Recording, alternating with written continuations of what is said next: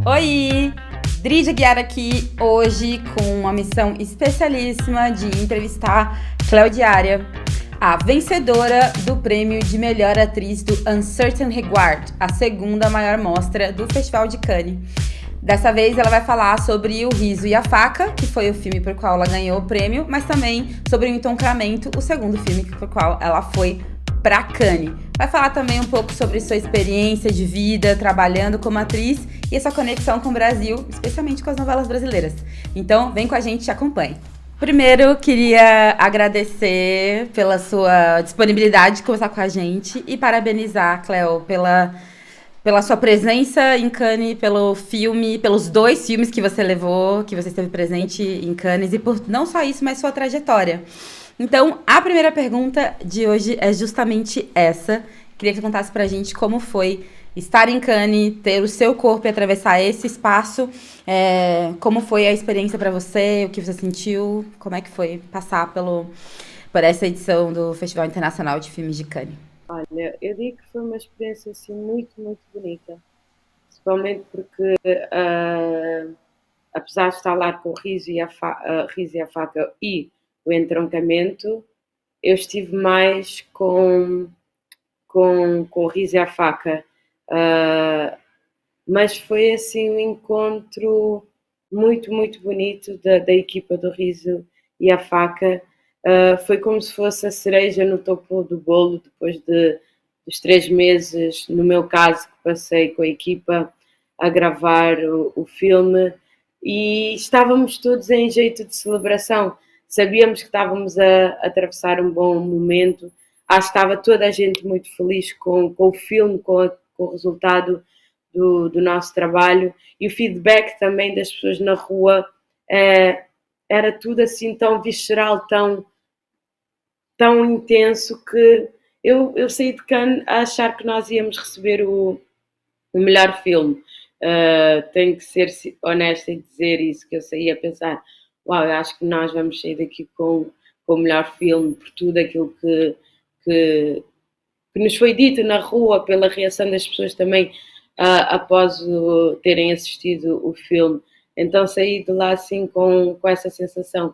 Mas também foi assim muito bom porque foi como se a equipa toda estávamos bastante unida. É como se tivéssemos tornado ali uma família. Toda a gente estava ali a celebrar o filme, e a produção super cuidou, super bem, cuidou de todos os detalhes. Então senti-me muito cuidado, muito protegida, muito nutrida, muito vista também. E é isso, que é aquela loucura que sabemos e que tu também assististe. Gostaria sim de ter visto mais corpos negros em determinados lugares, obviamente que sim, mas da minha experiência foi assim uma experiência muito, muito boa, muito cuidada. Uma coisa que é importante ressaltar no que você falou é esse sentimento do público que recebeu o Riso e a Faca. Quando eu assisti, eu percebi ali na segunda hora, o filme, é um longa, é, que leva o tempo que ele tem que ser levado. Mas na segunda hora eu percebi, não, eu tô passando por uma experiência cinematográfica, não é só um filme. Ele troca de linguagem, ele troca de gênero, ele se tornou um documentário, ele voltou pra Então, ficção. E ele me apresenta o país que ele tá de uma forma muito interessante, apesar também da ótica de ser a ótica de o português várias vezes, mas me senti melhor inserida no país do que fosse só uma visão europeia sobre aquele país. Mas eu me ancorei muito no seu personagem. Eu tive muito presente no que a sua personagem me inspirava, porque eu me vi muitas vezes nela sobre ser uma mulher que pagava o preço por ser livre em vários momentos, né? Que pagava o preço por tomar as escolhas que ela tomava e que a maior parte das escolhas eram em rebelia ao que o outro queria, ao que a sociedade queria e ao que às vezes o que ela mesma esperava dela mesma. Então, eu queria que você falasse um pouco sobre a sua experiência com ela, que trouxe esse prêmio para você, mas que para além disso, como foi o processo de criação, enfim, contar agora um pouco do seu lado atriz em torno da construção dessa personagem, o que você guarda dela com você agora, quais foram as coisas que ela te ensinou, conta um pouco do processo de levar essa personagem para essa tela. Que lindo a forma como descreveste a Diara, porque sempre que me pedem para descrevê-la, A diária eu foi... fico assim, eu fico, não sei, é tanta coisa que parece resumir só em pequenos adjetivos, parece assim redutor É e ali que também um aperta. olhar. Então foi a construção da Diara foi uma construção de que nós lemos o guião, não é?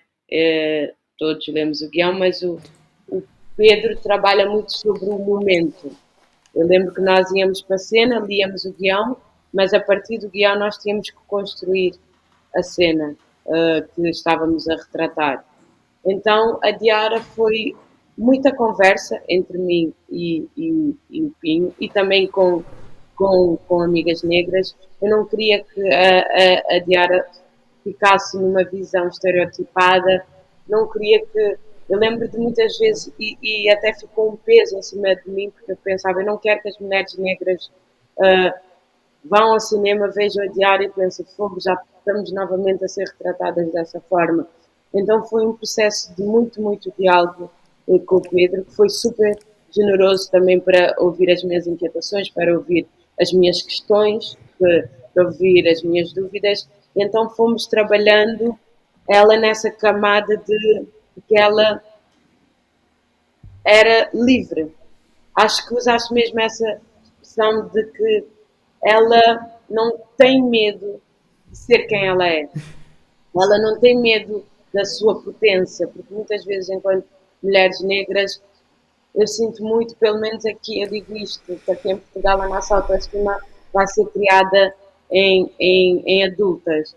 E a Diara sinto que tem as suas questões, obviamente, tem as suas subjetividades, mas é uma pessoa que está na constante procura da sua liberdade e que ao mesmo tempo é amorosa, que ao mesmo tempo sabe quem são as suas pessoas e que é uma mulher também a sobreviver dentro do meio patriarcal, mas que não deixa que o patriarcado a consuma na sua totalidade, porque há certas coisas que a estrutura por vezes é maior que ela. Então a construção da Diara foi de muita leitura, não é? De muita Bell Hooks, de muita Audre Lorde, de muitas conversas com as minhas amigas negras, de tirar dúvidas sobre cenas, de discutir como é que podia ser uma interpretação positiva sobre esse corpo negro, né, que eu estava a representar, sobre essa mulher que eu acho que ela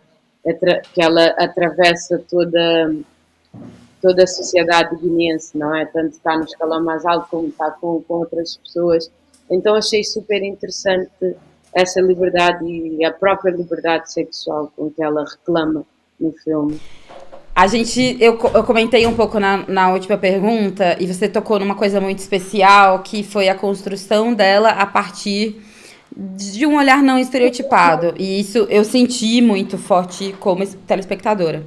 É que existia uma preocupação em tanto para um lado quanto para o outro, porque essa ideia de uma mulher livre, principalmente quando o elemento sexual está presente, também já foi muito explorado na tela, né? A mulher que é esse ser livre que aparece para desencaretar o homem e tal, e ela também é um artifício super clichê, mas ela também, Diária, também não caiu nesse lugar. Então deu para sentir que foi uma construção sensível.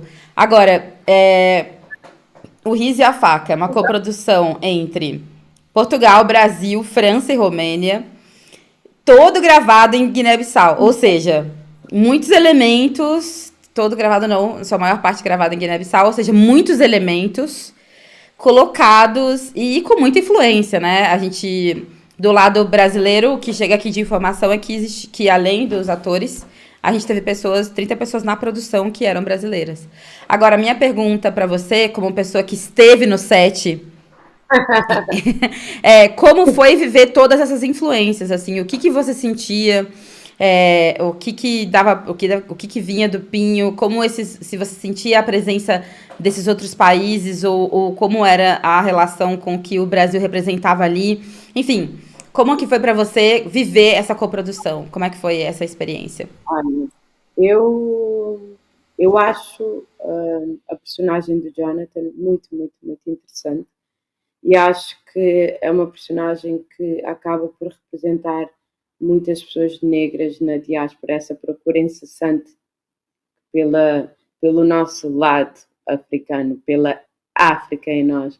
Então, eu só dessa proposta, né, que o Pinho tinha para essa personagem, eu pensei, esse filme vai ser inacreditável, porque isso é algo mesmo forte de se falar, e eu falo isso enquanto cabo-verdiana, porque apesar de ter nascido em Cabo Verde, cresci em Portugal, e toda essa história de Cabo Verde, da sua parte miscigenada, e que muitas vezes sabemos da nossa parte europeia, mas não sabemos da nossa parte africana. Então eu meio que sentia-me representada também por essa busca do Guilherme no filme. E quando eu cheguei a Guiné-Bissau, eu lembro de pensar, sim, uma parte de Cabo Verde veio daqui, tenho a certeza. A conexão que eu senti com aquela terra, a conexão que eu sentia com as pessoas, eu via claramente que Cabo Verde havia uma parte dos cabo-verdianos ali. Então, só nessa viagem já foi uma viagem super rica e super, como é que eu te explicar, de enraizamento, de encontrar raízes, de encontrar forças também. E sobre a coprodução, o DOP do filme brasileiro, toda a parte da imagem era feita pelo Brasil, tínhamos a parte da comida também, da tapioca, e da Roménia tínhamos a Roxana, que é uma das minhas melhores amigas, então aquilo acabou por ficar em jeito de Big Brother, família, e que às vezes também cria esse lado meio intenso, porque estamos longe da família, estamos longe de casa, mas acho que se eu pudesse falar da presença forte do Brasil, eu digo que é a história do Guilherme. Acho que a história do Guilherme no filme, das conversas que eu tenho com muitos amigos do Brasil e dessa procura também que tem com a ancestralidade e com a sua ligação com a África, eu acho que não há nada mais forte do que a personagem do Guilherme e de toda a história do Brasil.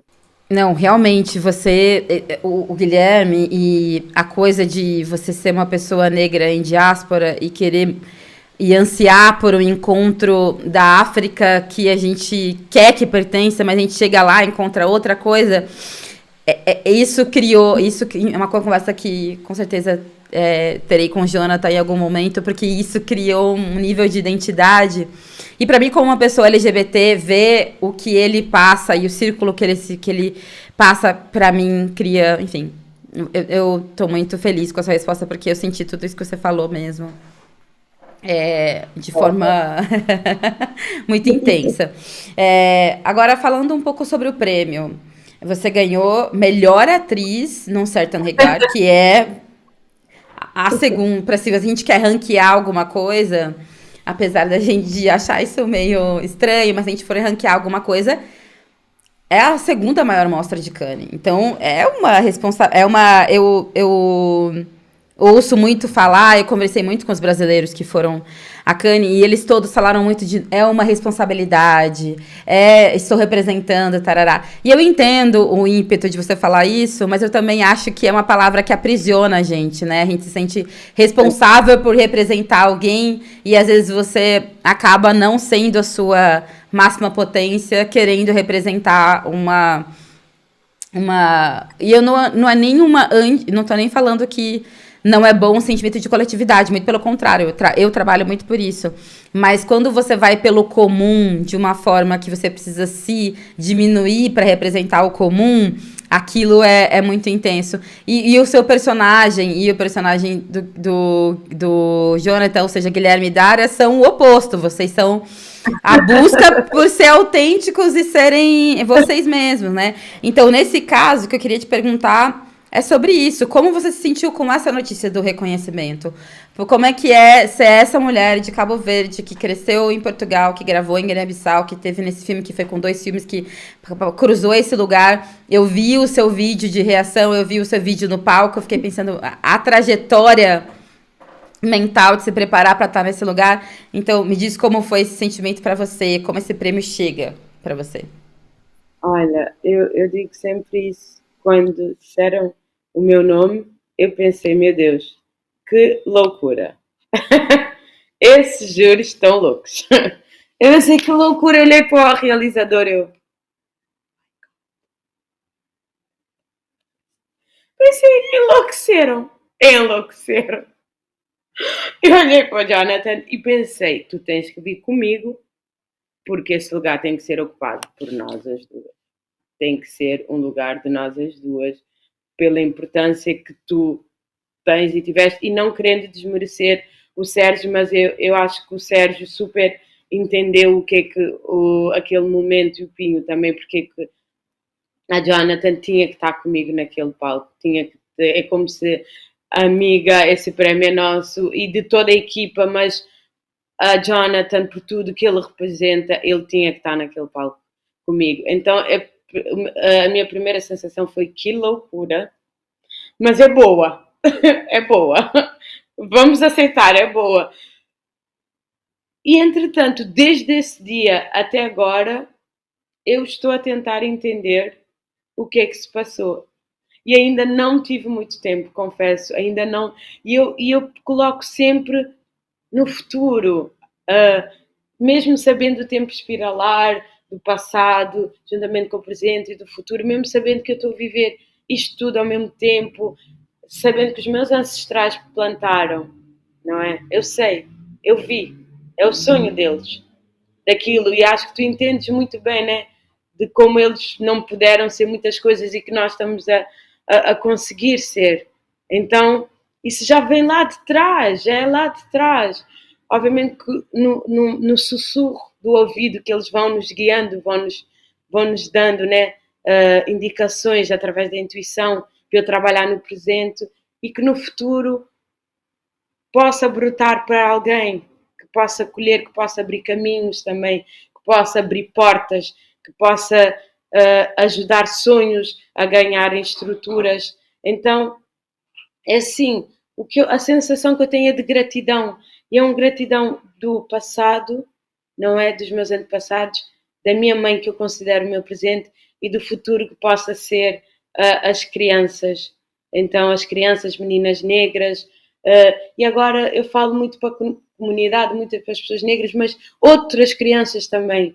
Eu penso muito sobre como se a criança muitas vezes levas com as pessoas começam a moldar e começas a perder a tua essência. Então eu tenho chamado muita atenção às crianças para a sua bravura, para os seus sonhos, para a sua inocência, porque nós adultos estamos a precisar de revisitar a nossa criança interior, os nossos sonhos. Então, para as meninas negras, vocês são lindas, maravilhosas, precisamos da vossa liberdade, dos vossos sonhos, por favor, precisamos. E para outras crianças também, para os meninos negros e de outros povos também precisamos que vocês venham e mudem isso tudo, que mudem, porque estou a tentar empurrar-nos para trás, estou a tentar dizer-nos que não caminhamos, que não houve avanços sociais. Então precisamos que vocês cheguem connosco e digam não, conseguimos e não vamos voltar para trás. Nossa, tô emocionadíssima com o que você falou agora, porque é muito doido, né, as escolhas que a gente faz, porque eu acho que você falar sobre isso, ganhar um prêmio num lugar que a gente já refletiu sobre, que é Cannes, que é um lugar que costumamente não nos convidaria, e aí a gente está num lugar agora que, além de convidados, somos premiados, é uma história, é realmente, né, cumprir os sonhos mais loucos dos ancestrais e, ao mesmo tempo, chegar nesse lugar e não se render a ele, né? Saber de onde você vem. O ato de você levar o Jonathan junto é você não ceder à pressão daquele prêmio te tornar uma pessoa diferente, especial, escolhida por esse júri. E aí, por isso, tocar o jogo do jeito deles, você continuou sendo você nesse processo, então, lindo. Eu acho, Bom, eu acho que é porque eu penso que o prémio, eu não consigo me ver. Eu sei que eu trabalhei imenso isto, eu trabalhei mesmo muito por esse filme, trabalhei mesmo muito pela Diário, trabalhei. Mas eu acho que o prémio, ele é coletivo, eu não consigo ver como algo que eu sozinha fiz. Para Diário existir, o Pedro Pinho teve que pensar o filme, teve que escrever juntamente com outras pessoas, teve que existir o Sérgio, a Jonathan, teve que existir a Roxana, o Nástio, o Marinho, o Jorge Biaga, a Guiné teve que nos receber, toda a equipa técnica, toda a equipa de produção teve que existir para o filme existir. Então a Diária, eu não existo sozinha. Então para mim não é só eu que estou a vencer o prémio, é o filme que vence o prémio. É uma das coisas que o filme ganhou foi melhor atriz, que coube-me a mim, podia ter sido a Jonathan, o Sérgio, a Rox, não sei, então eu não consigo mesmo ver que o prémio seja só individual. E eu acredito muito nessa questão do que nós não falamos, que é aquele sonho secreto que nós temos, mas nós não dizemos a ninguém porque temos meio que vergonha ou que as pessoas parecem um absurdo. E eu acho que os nossos ancestrais sabiam. Foi por isso que eles não desistiram, apesar das condições, apesar da opressão. Eles sabiam da tua existência, eles sabiam da minha existência.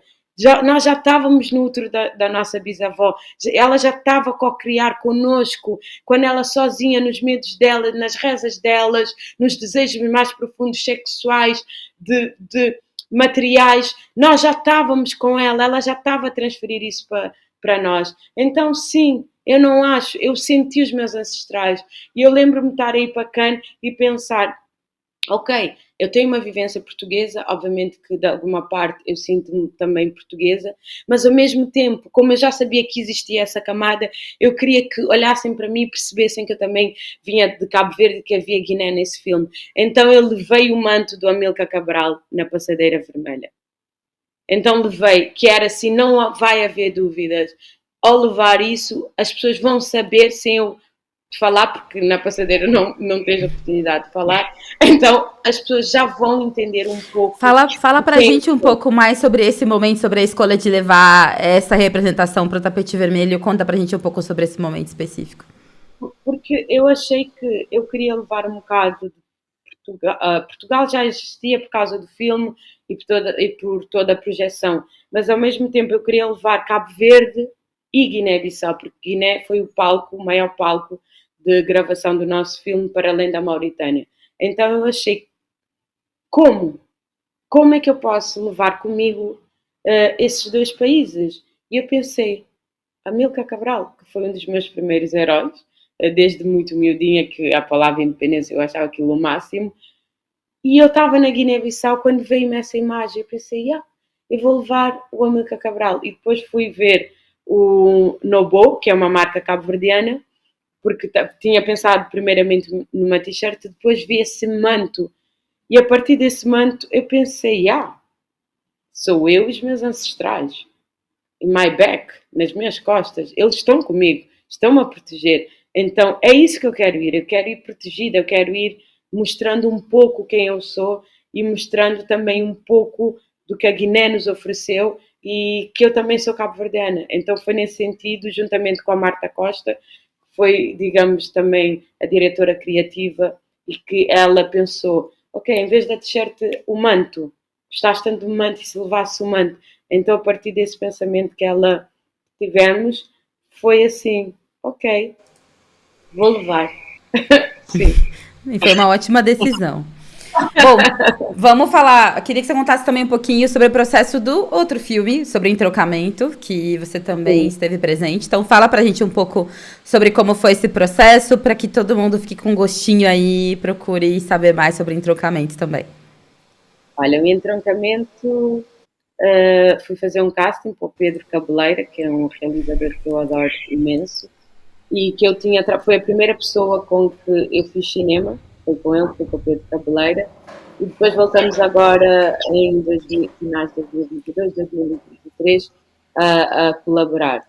E o processo da Nádia foi assim, através do guião, fui tentando encontrar subjetividades, sensibilidades dela, porque o guião, as falas, dava-me uma camada e eu pensei, ok, como é que eu posso meter outra camada? Porque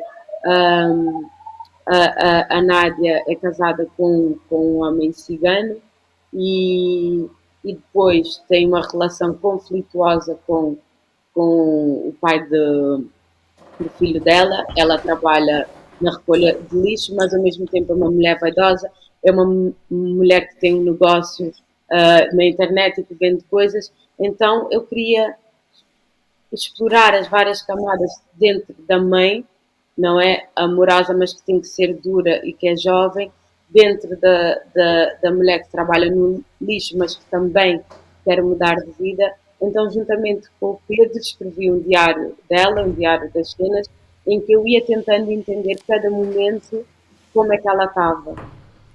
E para além do que ela queria mostrar, o que ela escondia.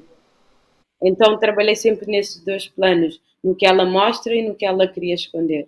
E foi esse processo assim com a personagem Nádia no entroncamento, que eu ainda não vi, mas que toda a gente disse maravilhas do filme e eu estou super, super curiosa para ver, porque toda a gente fala muito bem do entroncamento. Então estou assim, Pedro Cabeleira, quando é que vamos ver? Então estou assim, muito curiosa. Por aqui no Brasil, eu tenho certeza absoluta que todos estão super ansiosos, tanto por Riso e a Faca, quanto por Entrocamento, Pedro Cabeleira e Pedro Pinho estrearem aqui no Brasil. Então, muito obrigada, Cleo, por conversar com a gente. Eu fico infinitamente feliz de ser uma comunicadora negra que trabalha com cultura, conversando com uma outra mulher negra desse outro lado. E boa sorte, bom trabalho e parabéns por tudo que você fez até aqui. Mal posso esperar para os próximos sonhos que você vai realizar. Sim, eu quero só mandar um beijo enorme para umas pessoas incríveis que entraram na minha vida através da agência Conde Mais. Então quero mandar assim um beijo enorme para essa equipa que me tem recebido e que já está a cuidar de mim também. Quero mandar um beijo enorme para todos os meus amigos no Brasil e eu espero poder ir visitar e também, porque eu vivi 2 meses no Brasil, espero voltar assim por uma temporada maior. E muito obrigada ao Brasil, porque eu lembro quando eu fiz a prova para entrar na Escola Superior de Teatro, perguntaram-me porque é que eu queria ser atriz e eu disse porque eu vi novelas brasileiras e ficou toda a gente a olhar para mim porque eu não disse que foi a partir dos cinemas, dos clássicos, eu disse que foi a partir das novelas brasileiras e foi a partir daí que eu comecei sim a desejar ser atriz. Aí a Thaís Araújo, como a primeira, com a Chica da Silva, foi assim a minha primeira grande referência, super positiva para mim, que eu pensei, meu Deus, ela é a mulher mais bonita do mundo, eu quero ser como ela. Então sim, obrigada Brasil por também ter-me alimentado os sonhos e ter-me dado asas para voar. E é isso. Nossa, com essa declaração, olha, a gente do Brasil te agradece de volta. Vamos levar esse recado para a Thaís. E espero que a gente se reencontre aqui do Brasil da próxima vez. Muito obrigada, Cleo. Obrigada, um beijo, até já. Tchau, tchau. Semana abençoada. Bom trabalho para você também. Tchau. Obrigada, tchau.